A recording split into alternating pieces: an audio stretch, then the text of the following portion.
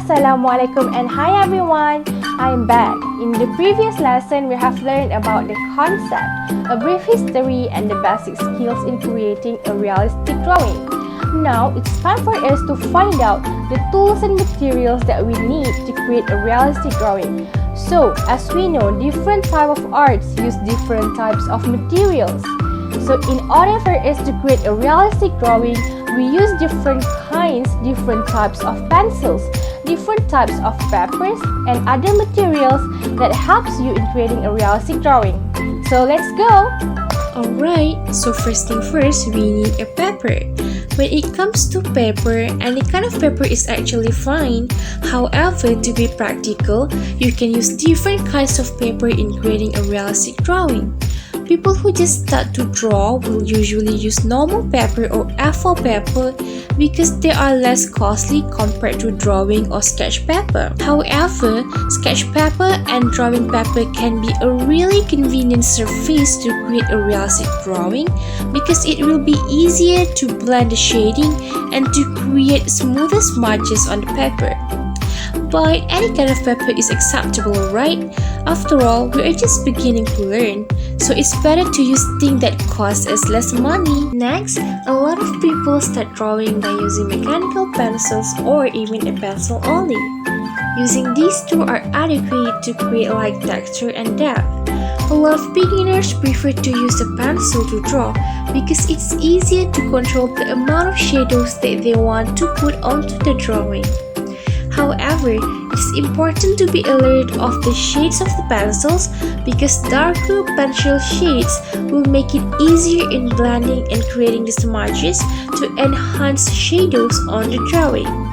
So, to be pencil is adequate to create nice smudges and shadows, but it is highly encouraged to also use darker shades such as 4B, 6B or even 8B because they create more depth into the drawing. Next, erasers are definitely essential in creating any kind of drawing. It helps you to remove any unwanted smudges that can affect the overall look of your drawing. Now, I would like to highlight the importance of having this one thing as your drawing tool. This T rule is extremely helpful in the process of creating a realistic drawing because by using this ruler, it is much easier to create grid lines that are straighter and more accurate. It also helps to save more time in creating the grid lines. Alright, so those are the basic tools and materials that you must have to create a realistic drawing. But is that all? No. Now we are going to tell you the additional tools and materials that you can use to ease the process of creating a realistic drawing and to make your drawing look a lot more realistic. So let's go! The first additional material is charcoal pencils or charcoal pastels. These materials can be used in the stage of creating textures on the drawing, but are more commonly used in the last stage, which is to enhance the contrast in the drawing. Charcoal pencil or pastels are extremely recommended as they can be easily spread on paper.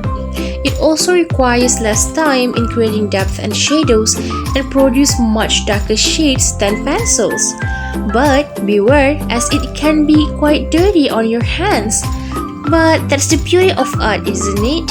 Alright, so the next one is the blending smudge stump stick. This tool is not compulsory in creating a realistic drawing, but they can be a big help to people who use charcoal to create smudges and shadows on their drawings.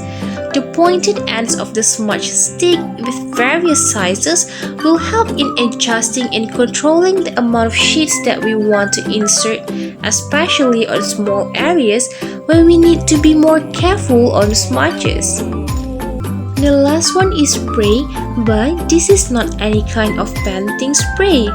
This one is the transparent spray that is used to maintain the color on your drawing because the drawing tends to fade after a long time.